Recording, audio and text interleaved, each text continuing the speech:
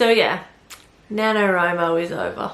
Today is the second day of November, so it's the second day of Nanowrimo. I am fairly sure that I am not going to be able to complete Nanowrimo this year, which kind of follows on from last year where work got in the way to the point where I was only able to participate for 2 days, I think it was, or I only monitored my word count for 2 days.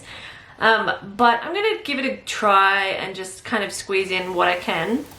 So what I'm going to be working on is book 4 in the Phoenix series. I have mostly just done outline for this book. The first 2 chapters look like they're reasonably already written, so I would say that they're pretty much complete in first draft format. So at the moment this file is 69 pages already and 27,722 words.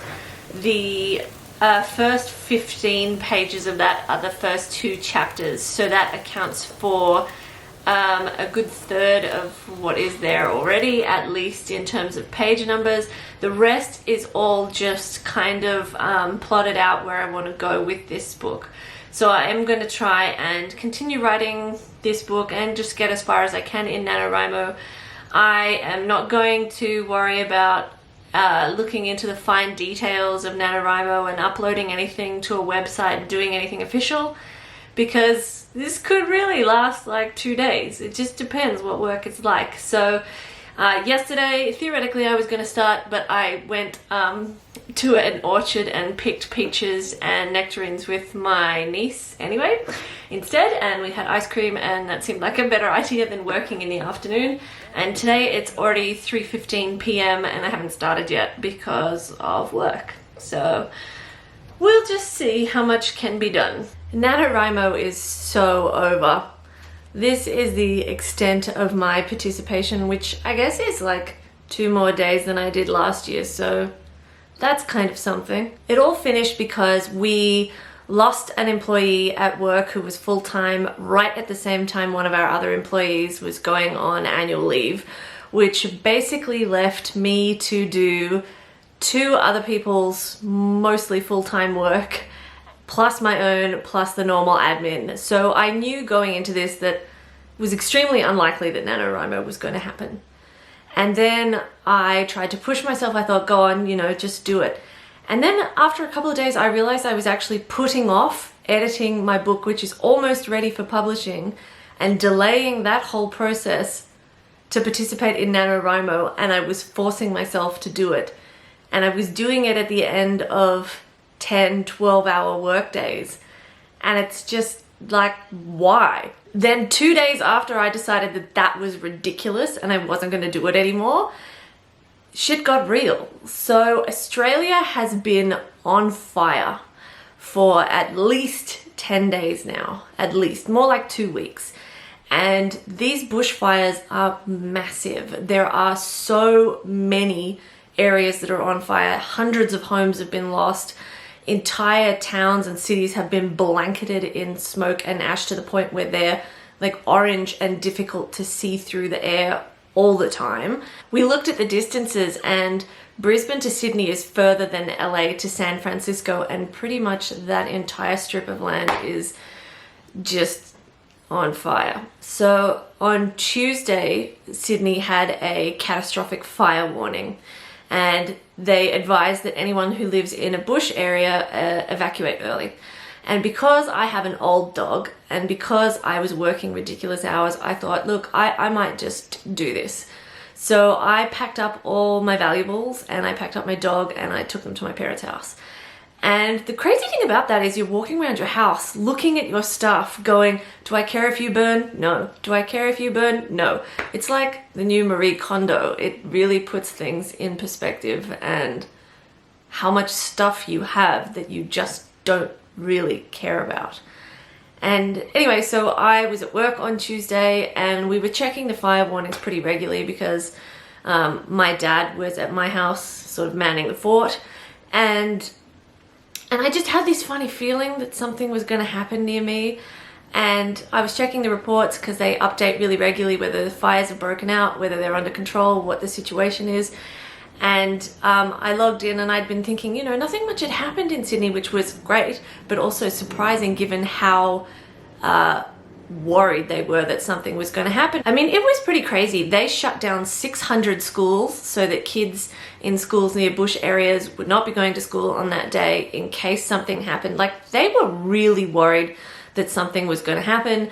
And I mean, the difficulty also is if Sydney did catch on fire in these horrendous conditions, all our fireys are pretty much up north fighting these other fires. And they said, you know, if a fire breaks out in your area, call emergency services, but don't expect anybody to show up. Like, that's pretty crazy. Anyway, so I logged into the fire broadcast and I looked at the fires that had popped up in Sydney. And the first one on the list was right near my house.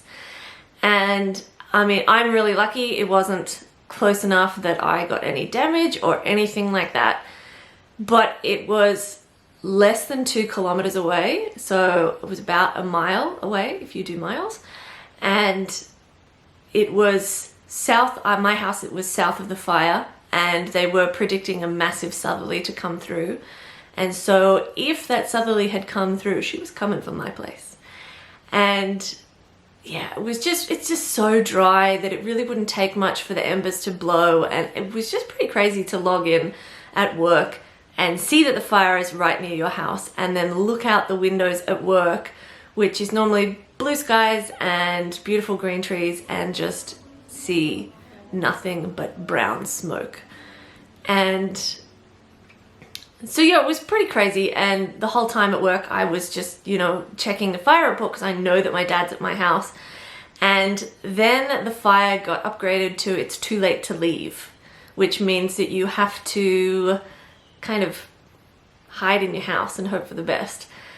And I called my dad and I was like, you know, you need to get out of there if it's not yet at our house, because it's time to go, my friend. And he was very casual about it. My parents have seen this sort of thing before. My mum has fought off massive bushfires at her house as a kid. And then I called my brother and he went round, and so then I got 2 family members at my house and a fire that is at too late to leave level. So it was just kind of crazy. And it was just really surreal to kind of know that the fire was so close to my house.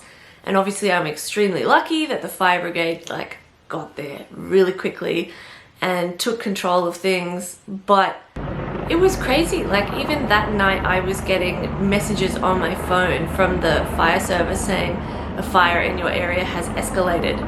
And I was just about to fall asleep, and so then you're like getting into your cotton clothes because I can't wear wool, and going, do I leave at this point? And because I don't want to be asleep and wake up to that. And the whole thing was kind of crazy because you're sitting there going, I don't want to overreact. This is all overkill. I don't need to evacuate. Like, there's nothing happening like in that bush right outside my house.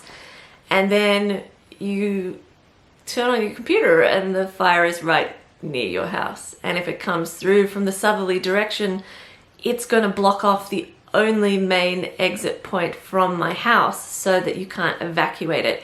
And your only option then is to rock climb out up the top at the back. So it was just kind of weird. And a lot of it was, I think, more stressful because I was at work and didn't really know what was happening, and, you know, couldn't always get my dad to answer the phone, and could see on the computer that it had been upgraded to too late to leave. And then my brother goes to help my dad, and then I've got 2 family members that are at my house, and it looks bad on the map. And I mean, in reality, it didn't come any closer to my house because the fire brigade just were on it immediately, and they were dumping fire retardant everywhere, and they got control of it. But they have like this website, this app you can get on your phone that you can set where your home is, and then you get alerts if there's anything near you. And so as I was falling asleep that night, the fire that they were dealing with, I guess some embers moved and it escalated. And so I get a message, I'm just about to fall asleep, fire in your area has escalated. And it's just like, very stressful. So on top of extremely long work days and way more in the clinic work days than normal, I've been dealing with stuff like that. And I still haven't fully moved back into my place. Well, I mean, I've been here the whole time, but I only brought Marley, my dog, back yesterday because I was at work, so I just wasn't here, and I didn't want him to be by himself. He's an old dog, he wouldn't be able to get out. And I still haven't brought all my valuables back from my parents' house. I just can't be bothered. I was so tired. I got home from work yesterday afternoon and slept for 3.5 hours. And then last night I slept for another 9. And I'm just so tired. I have a sore throat. And yet I've just got to keep going. I don't really have a choice. I've got to keep going for at least the next 2 weeks at this level. And I've got to have a surgery in the next 2 weeks. Like, in amongst all of this, like, life is hectic. And my care factor for Nanowrimo just went out the window. So Nanowrimo is totally over, and I kind of can't believe I thought it was possible. But then, I mean, I guess how was I supposed to know that New South Wales was going to catch on fire and that all the things that happened were going to happen? So, I mean, this is crazy. Don't forget to subscribe to this channel to help it grow, and to check me out on Instagram and Twitter at @PipCoombs.